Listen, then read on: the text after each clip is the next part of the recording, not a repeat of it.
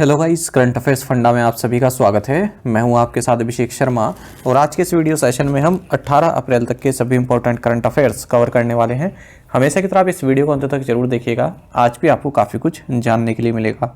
साथ ही गाइस, इस सेशन को शुरू करने से पहले आप सभी को बताना चाहूँगा, यदि आप हमारे daily current affairs PDF, weekly PDF, monthly PDF और हर महीने के banking and economic awareness PDF चाहते हैं तो करंट अफेयर्स फंडा का 1 ईयर मेंबरशिप प्लान आप ज्वाइन कर सकते हैं, जिसके तहत 1 साल तक जितना भी हमारा PDF कंटेंट है वो हम आपको प्रोवाइड कराते हैं PDF फॉर्मेट में, और कैटेगरी वाइज क्विज भी आपको इस पैकेज में उपलब्ध कराए जा रहे हैं। ठीक है, और आपको बता दें, कुछ कारणों की वजह से हमारे जो गूगल प्ले स्टोर है उसमें हमारी ऐप शो नहीं हो रही है। ठीक है, जल्दी उसको रिस्टोर कर दिया जाएगा। तो आप अल्टरनेटिव ऑप्शन भी है इसके लिए, एक लिंक आपको वीडियो के डिस्क्रिप्शन में मिल जाएगा, लिंक आपको दिख भी रहा होगा। ठीक है, उस पर क्लिक कीजिए, हमारी ये करंट अफेयर्स फंड ऐप को आप वहाँ से इंस्टॉल कीजिए। 100% सेफ है, कोई दिक्कत वाली बात नहीं है। फिर भी कोई डाउट अगर आपको आता है तो हमें कमेंट बॉक्स में प्लीज़ आप लिखिएगा। चलिए फिर करते हैं शुरुआत इस वीडियो सेशन की। हमेशा की तरह सबसे पहले आज का क्वेश्चन देखेंगे, इसका आंसर आपको अभी कमेंट बॉक्स में करना है। Where is Periyar national park? Periyar राष्ट्रीय उद्यान कहाँ है? केरल, कर्नाटक, तेलंगाना या फिर वेस्ट बंगाल? तो जल्दी से आप आंसर कर दीजिए, फिर हम आगे बढ़ते हैं। और इसी तरह क्वेश्चन यदि आप प्रैक्टिस करना चाहते हैं तो हमें टेलीग्राम पर जरूर ज्वाइन करें। करंट अफेयर्स फंडा नाम से हमारा टेलीग्राम चैनल है।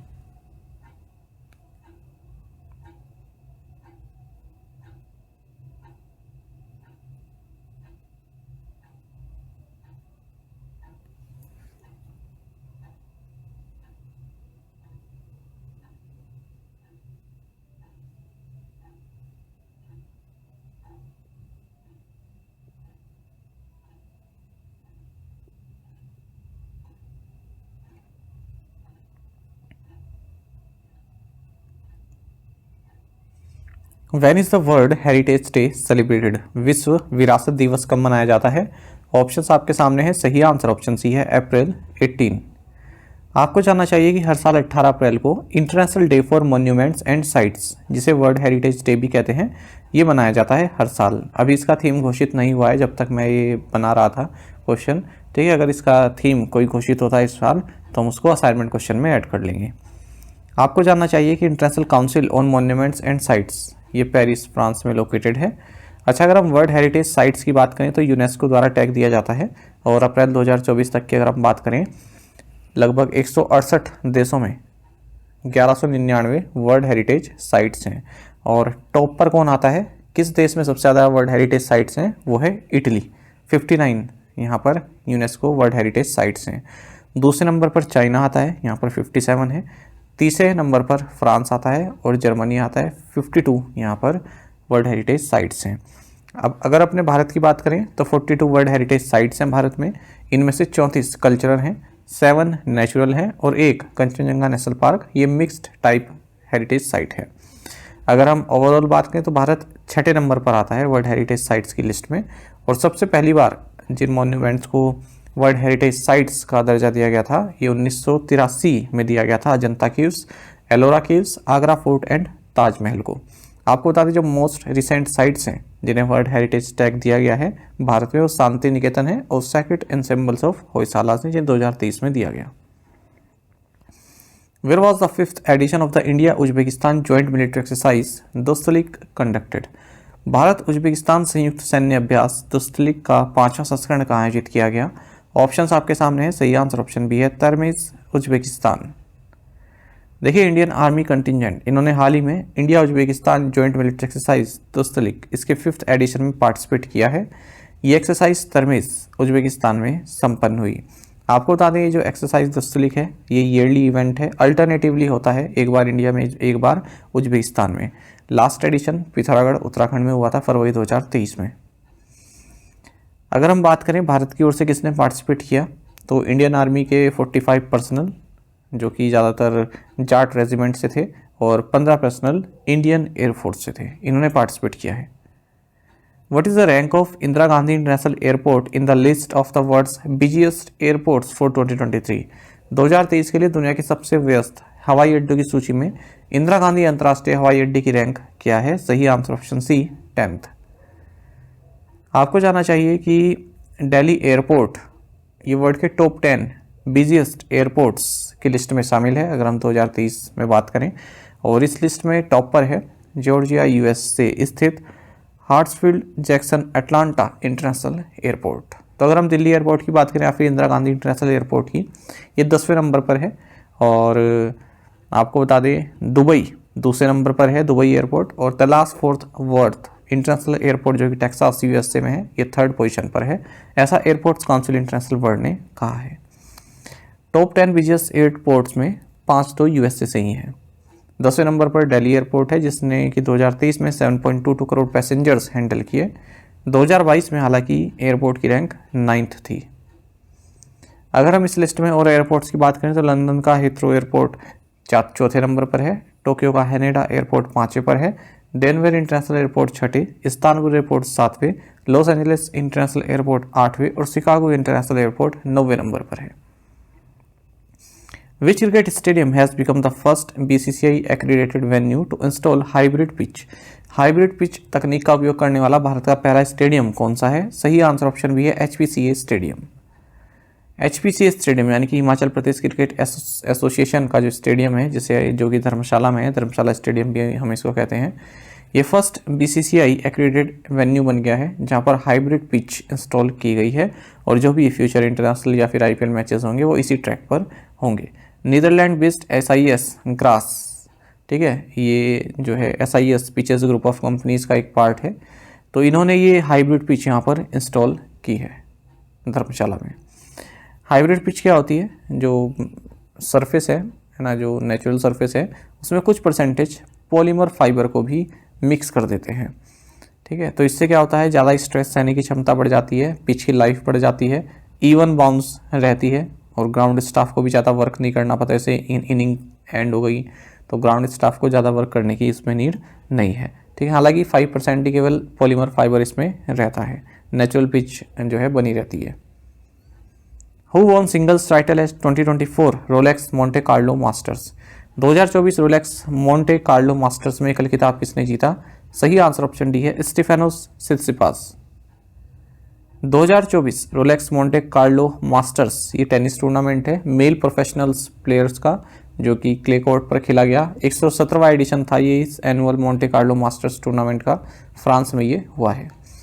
अगर हम विनर्स की बात करें तो सिंगल्स टाइटल ग्रीस के स्टेफेनोस सित्सिपास ने जीता, ये इनका तीसरा टाइटल है। नॉर्वे के कैस्पर रट को इन्होंने हराया है 2000। और अगर हम डबल्स की बात करें तो डबल्स बेल्जियम की जो जोड़ी है सैंडल गिल और जोरेन विलिजन, इन्होंने ब्राज़ील के मार्सेलो मेलो और जर्मनी के अलेक्जेंडर ज़वेरेव की जोड़ी को हराया है। How many gold medals did Indian wrestlers win at the Asian wrestling championships 2024? एशियाई कुश्ती चैंपियनशिप 2024 में भारतीय पहलवानों ने कितने स्वर्ण पदक जीते? सही आंसर ऑप्शन डी है 0। देखिए, इंडियन रेसलर्स ने एशियन रेसलिंग चैंपियनशिप 2024 में अपना अभियान समाप्त कर दिया है। ये चैंपियनशिप बिश्केक किर्गिस्तान में हुई है। यहाँ भारतीय रेसलर्स ने 9 मेडल जीते हैं, जिनमें 4 सिल्वर हैं और 4 सिल्वर हैं और 5 ब्रोंज हैं, ठीक है। ये गलती से लिखा गया 4 सिल्वर 5 सिल्वर, और कोई भी गोल्ड इसमें नहीं है। सिल्वर मेडल की अगर हम बात करते हैं तो उदित, राधिका, अंजू, हर्षिता इन्होंने सिल्वर मेडल जीते। वहीं ब्रॉन्ज मेडल की बात करें तो अभिमन्यु और विक्की, शिवानी पवार, अंतिम और मनीषा इन्होंने ब्रॉन्ज मेडल्स जीते हैं, कोई भी गोल्ड मेडल नहीं जीत पाए हैं। अगर हम ओवरऑल पोजीशन की बात करें तो टैली पर जापान टॉप पर है, भारत 9वें नंबर पर रहा। Who has been named as the Wisden leading cricketer in the world for the 2024 edition? 2024 संस्करण के लिए विश्व में विजडन लीडिंग क्रिकेटर के रूप में किसे नामित किया गया है? सही आंसर ऑप्शन सी है पैट कमिंस। देखिए, ऑस्ट्रेलियन स्कीपर पैट कमिंस और England allrounder Nat Sciver Brunt, इन्हें Wisden leading cricketers in the world नामित किया गया है, जो विजडन क्रिकेटर्स एल्मेनक मैगजीन है इसके 2024 के एडिशन में। अगर हम विजडन क्रिकेटर्स एल्मेनक की बात करें, जिसे बाइबल ऑफ क्रिकेट भी कहते हैं, ये क्रिकेट रेफरेंस बुक है, एनुअली पब्लिश होती है यूनाइटेड किंगडम में। 1864 में इसकी स्थापना की गई थी इंग्लिश क्रिकेटर जॉन विजडन के द्वारा। In which athletics event did Lithuania's Mykolas Alekna break the world record recently? हाल ही में लिथुआनिया के माइकोलास एलेक्ना ने किस एथलेटिक्स स्पर्धा में विश्व रिकॉर्ड तोड़ा? सही आंसर ऑप्शन सी है डिस्कस थ्रो। देखिए माइकोलस एलिकना ये लिथुआनिया से हैं। इन्होंने हाल ही में मेंस एथलेटिक्स में एक काफ़ी लंबा या पुराना एक रिकॉर्ड इन्होंने तोड़ा है। तो डिस्कस थ्रो की बात कर रहे हैं, इन्होंने 74.35 मीटर का डिस्कस थ्रो किया है और 38 साल पुराना इन्होंने रिकॉर्ड तोड़ा है। तो ये जो इवेंट हुआ ये यूएस में हुआ है, Oklahoma throw series world invitational में, और यहाँ इनका ये 5th अटैम्प्ट था जब इन्होंने एक जाइगेंटिक थ्रो फेंका, जिससे कि जो प्रीवियस रिकॉर्ड था वो 74.08 मीटर का था, जिसे सेट किया गया था ईस्ट जर्मनी के जर्गन सोल्ट के द्वारा 1986 में। इसको तोड़ दिया इन्होंने, तो इन्होंने फेंका 74.35 का। Who has been appointed as the new prime minister of Kuwait? Kuwait का नया प्रधानमंत्री किसे नियुक्त किया गया है? ऑप्शंस आपके सामने हैं। सही आंसर ऑप्शन सी है, शेख अहमद अब्दुल्ला अल अहमद अल शबा। कुवैत के आमिर ने शेख अहमद अब्दुल्ला अल अहमद अल शबा, इन्हें कुवैत का नया प्राइम मिनिस्टर अपॉइंट किया है। आपको बता दें इससे पहले इस पोजीशन पर शेख मोहम्मद शबा अल सलीम अल सबा थे, इन्होंने रिजाइन कर दिया था। कुवैत की बात करते हैं, कैपिटल कुवैत सिटी है, करेंसी कुवैती दिनार है। Who will be the next prime minister of Singapore after Lee Hsien Loong? Lee Hsien Loong के बाद सिंगापुर का अगला प्रधानमंत्री कौन होगा? सही आंसर ऑप्शन भी है, लॉरेंस वोंग।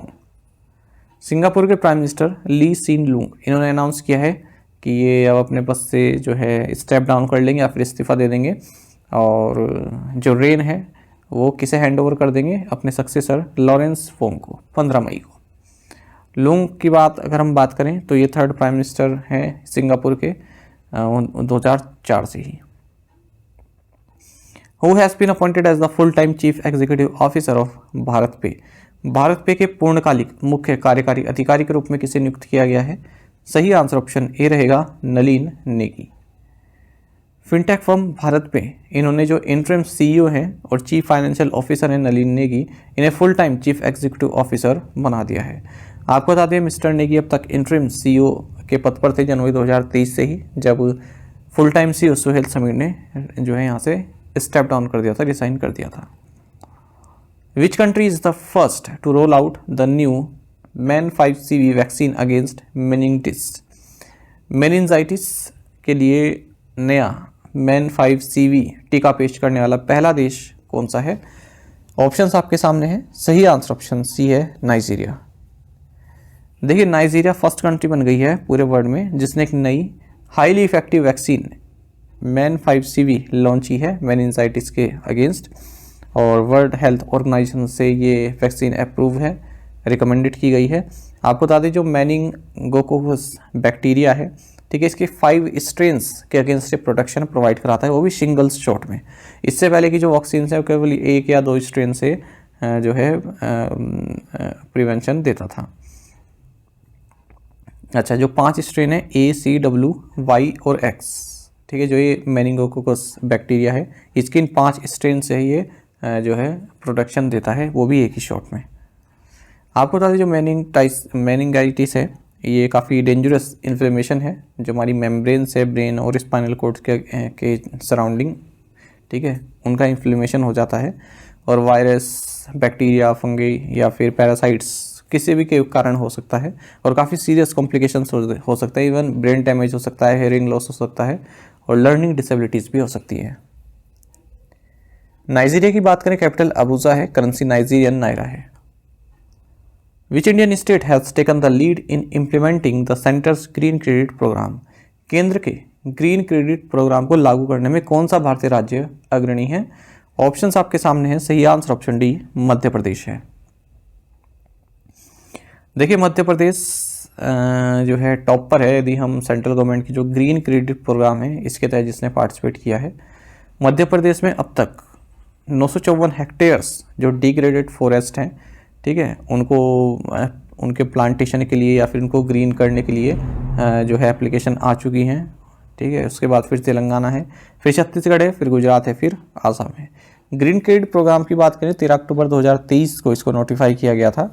ये एक मार्केट बेस्ड मैकेनिज्म है और इसके तहत जो भी वॉलंटरी इन्वायरमेंटल एक्शंस हैं उनको इंसेंटिवाइज किया जाएगा, ठीक है। कोई भी स्टेक होल्डर हो सकता है, कोई भी इनिशिएटिव ले सकता है। मान लीजिए कोई लैंड है, ठीक है, उसको आप ग्रीन कर दिया, या फिर आपने वाटर कंजर्वेशन संबंधित कोई कार्य किया है, ग्रीन क्रेडिट प्रोग्राम में सब आता है, सस्टेनेबल डेवलपमेंट से संबंधित जो भी काम होते हैं तो कोई भी कर सकता है, इंडिविजुअल, कम्युनिटीज़ या फिर प्राइवेट सेक्टर, इंडस्ट्रीज़, कंपनीज़, कोई भी। ठीक है, तो मध्य प्रदेश में यहाँ पर केवल गवर्नमेंट की बात नहीं हो रही है, मध्य प्रदेश में जो है कोई कंपनी ने, इंडस्ट्रीज़ में, ठीक है, सबको मिलाकर यहाँ पर बात हो रही है। और जो एक ग्रीन क्रेडिट प्रोग्राम है इसकी एडमिनिस्ट्रेटर है Indian council of forestry research and education.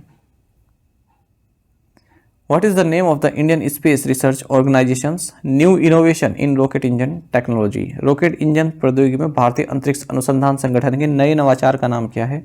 सही आंसर ऑप्शन सी है, कार्बन कार्बन नोजल। देखिए, इंडियन स्पेस रिसर्च ऑर्गेनाइजेशन, इन्होंने हाल ही में एक light weight carbon carbon nozzle develop किया है रॉकेट इंजन्स के लिए, और ये इनोवेशन अकम्प्लिश की गई विक्रम साराभाई स्पेस सेंटर के द्वारा। और जो भी रॉकेट इंजन संबंधित वाइटल पैरामीटर्स हैं जैसे कि thrust level, specific impulse, thrust to weight ratios, ठीक है, ये जो है इन्हेंस हो जाएंगे इस कार्बन कार्बन नोजल के कारण। उससे क्या होगा, जो लॉन्च व्हीकल में जो पेलोड कैपेसिटी है, ठीक है, वो भी बढ़ जाएगी। इस सीसी नोजल की जो है खास बात यह है कि इसमें एंटी ऑक्सीडेशन कोटिंग लगाई गई है सिलिकॉन कार्बाइड की, ठीक है, जिससे कि इसकी जो ऑपरेशनल लिमिट है ऑक्सीडाइजिंग इन्वायरमेंट्स में वो बढ़ जाती है।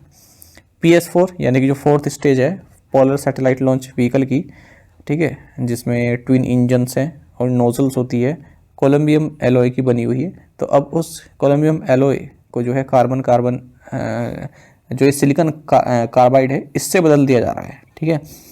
और उससे क्या होगा, जो मास है, ठीक है, उसमें रिडक्शन होगा लगभग 67%। और जब मास रिडक्शन होगा तो आपकी पेलोड कैपेसिटी बढ़ जाएगी लगभग 15 kg तक। What is India's fiscal year 25 GDP growth forecast by the International Monetary Fund? अंतर्राष्ट्रीय मुद्रा कोष द्वारा भारत की फिस्कल 25 GDP वृद्धि अनुमान क्या है? सही answer option B 6.8%। International Monetary Fund ने कहा है कि इंडिया की जो GDP ग्रोथ है 2024-25 के लिए या फिर फिस्कल 25 के लिए, ये हम 30 बेसिस पॉइंट्स से बढ़ा रहे हैं और 6.8% रहेगी। पहले 6.5% इन्होंने बताया था, और ये घोषणा की इन्होंने अपनी वर्ल्ड इकोनॉमिक आउटलुक में। हालांकि जो IMF का एस्टिमेट है, ये गवर्नमेंट का जो एस्टिमेट है 7%, उससे कम है।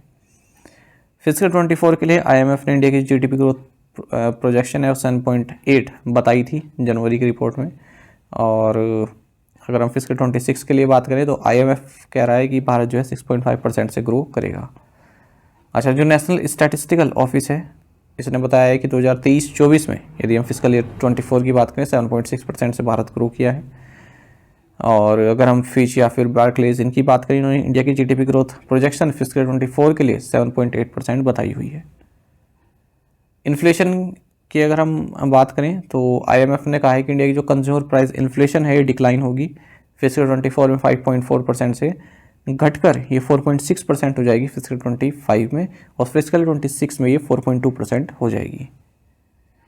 IMF ने जो ग्लोबल ग्रोथ प्रोजेक्शन है, पूरे विश्व भर का जो प्रोजेक्शन है ग्लोबल ग्रोथ, उसको 10 बेसिस पॉइंट से जो है रेज किया है और 3.2% बताया है। साइड में आप राइट हैंड साइड में देख सकते हैं पहले क्या थी और अब रिवाइज क्या है, IMF की, वर्ल्ड बैंक की, फिच की, ADB की और सिटी बैंक की। प्रीवियस असाइनमेंट क्वेश्चंस के आंसर देख लेते हैं। Who is the president of Iraq? Abdul Latif Rashid. Who is the administrator of Lakshadweep? Praful Patel. What is BJP's manifesto for the 2024 polls called Sankalp Patra? What is Congress manifesto for the 2024 polls called Nyay Patra? What is the act of digitally publicizing a person's private details called? Answer is doxing। ये काफ़ी चर्चा में है शब्द doxing, इसलिए मैंने पूछा है। आप में से कई स्टूडेंट्स ने बिल्कुल सही आंसर किया है, इसी तरह से आप पार्टिसिपेट करते रहिए। चलिए आज के असाइनमेंट क्वेश्चन देखेंगे। Which country is the current chair of the Arctic council? The Madhu Babu Pension Yojana is a scheme from which state? Which country holds the record for the highest total in the T20 history?